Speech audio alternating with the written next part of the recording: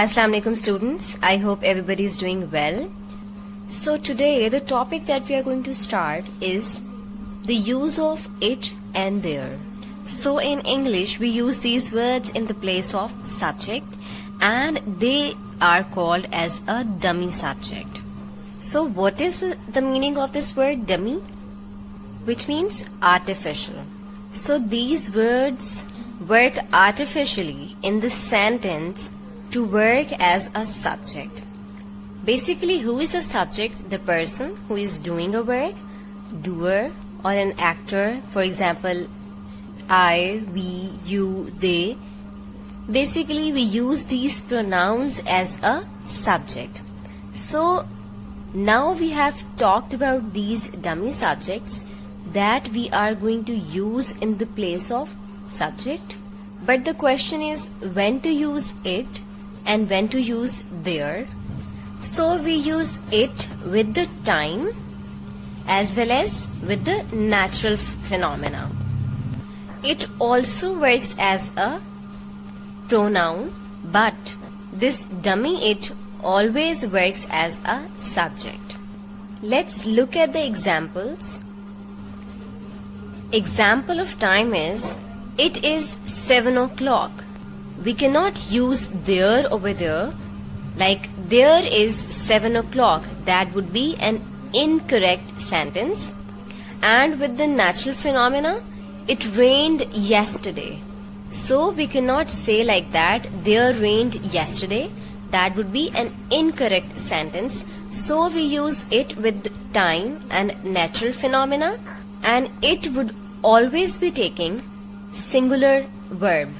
Now we are going to discuss about use of there. So there we always use to show the existence or the presence of something. For example, I have used this sentence, who is there on the roof? So in this sentence they are showing the existence of somebody, and we can also say that there are 4 books. There are 10 boys in the classroom. So wherever we have to show the existence or the presence of somebody, we use the word there. We can also use it as an adverb or as a pronoun. So here we have the examples how we are going to use there as an adverb and as a pronoun. Let's have a review. In English, we have only 2 dummy subjects, it and there.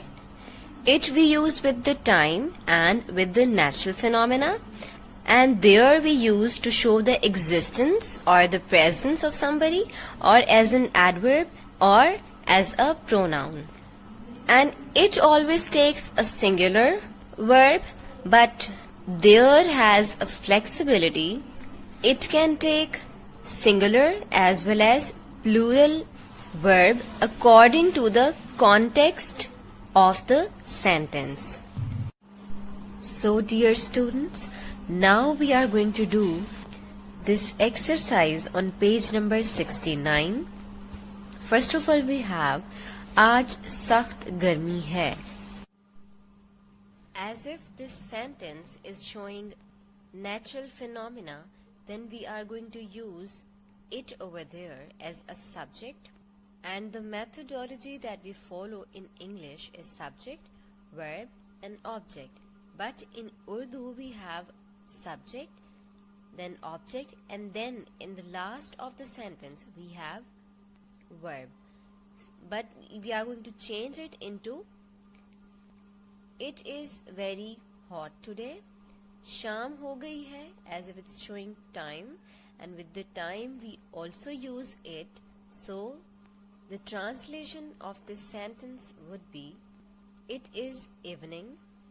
Number 3 we have मेज पर कोई किताब नहीं है. This sentence is showing the existence of something, and then the translation of this sentence would be there is no book on the table. Number 4 we have क्या खेल के मैदान में कोई खिलाड़ी है. Again this sentence is showing existence. The English translation of this sentence would be as if it's a question mark. So the helping verb would come at the beginning of the sentence, then subject, main verb, and then object. Is there any player in the playground? Then number 5 we have, क्या इस तालाब में मछलियां हैं? Again it's showing existence of somebody. So we are going to translate this into English. Are there any fish in the pond? So the plural of machliyan would remain fish. Number 6 we have, पानी में बहुत से मेंढक थे. Again it's showing existence, so we'll be using there.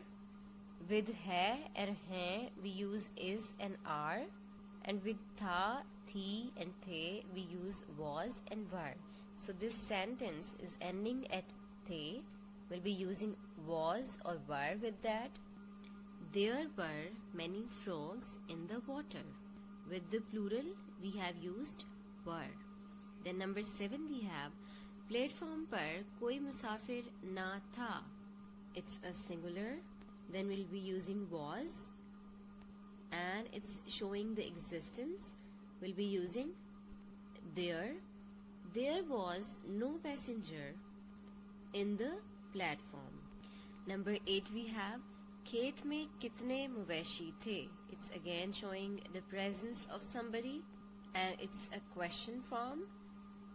In this we'll be using WH family word first, and then helping verb, then subject and main verb, and then object. How many cattle were there in the field? Number 9 we have, टोकरी में कुछ सेब हैं. There are some apples in the basket. Number 10 we have, दरिया के किनारे 4 कश्तियां थीं. There were 4 boats at the bank of the river. Number 11, मकान में कोई ना था. There was nobody in the house. संदूक में नए कपड़े नहीं हैं. There are no new clothes in the box. छत पर कौन है? Who is there on the roof? क्या ओले पड़ रहे हैं? Is it hailing? Number 15, पिंजरे में शेर ना था. There was no lion in the cage. Then second exercise we have, हमारे बाग में बहुत से आम के दरख्त थे. There were many mango trees in our garden. Hall में कितने उम्मीदवार थे? How many candidates were there in the hall?